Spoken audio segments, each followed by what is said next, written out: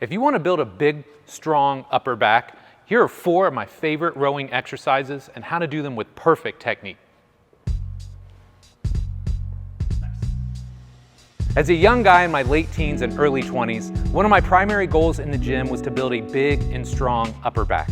I knew not only aesthetically would it be pretty freaking cool, but more importantly, I was a power lifter and I wanted to get strong. So I knew if I could row more weight, it made sense, I could probably bench press more weight. Now the internet wasn't really a thing, so I looked up to guys like Ronnie Coleman, Dorian Yates. I tried to see what are these guys doing to build a big and strong upper back. And it's very simple. You can't use little baby exercises with little baby weights. You have to find big bang compound lifts if you want to build a big and strong upper back. So before we dive in and I share with you my 4 favorite rowing exercises, make sure you take 2 seconds out of your day, smash the like button, subscribe to the channel so you know every week when we're dropping new content that's going to make you a better athlete, trainer, or coach.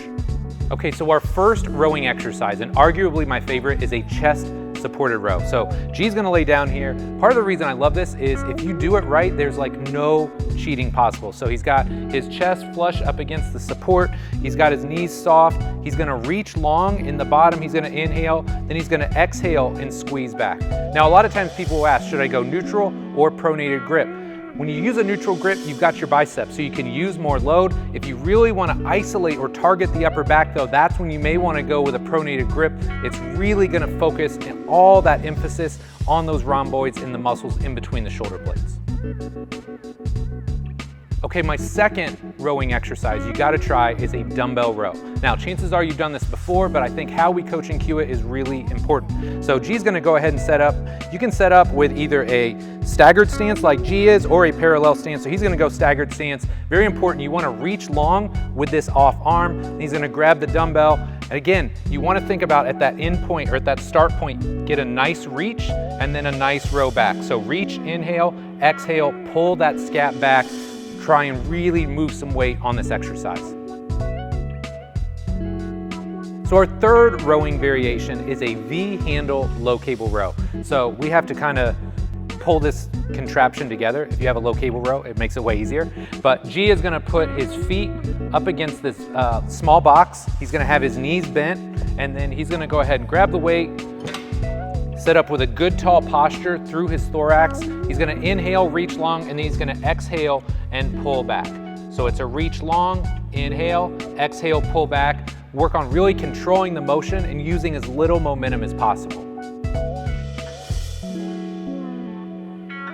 Okay, our final rowing exercise for the day is a V-handle landmine row. A little bit less common, but it's absolutely fantastic for building a big and strong upper back.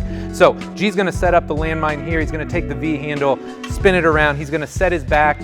And very important here, when you row, watch your man parts. Do not hit those. So G's gonna set his back. He's gonna pull. He's gonna get that nice stretch every time.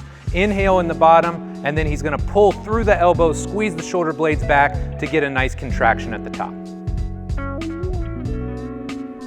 All right, my friend, that does it for today. 4 of my favorite rowing exercises for size and strength. Now, once you built the size and strength that you want, here's another video about how to row like an athlete that's gonna help you loosen up, maintain your rotation, and make sure your entire body feels great.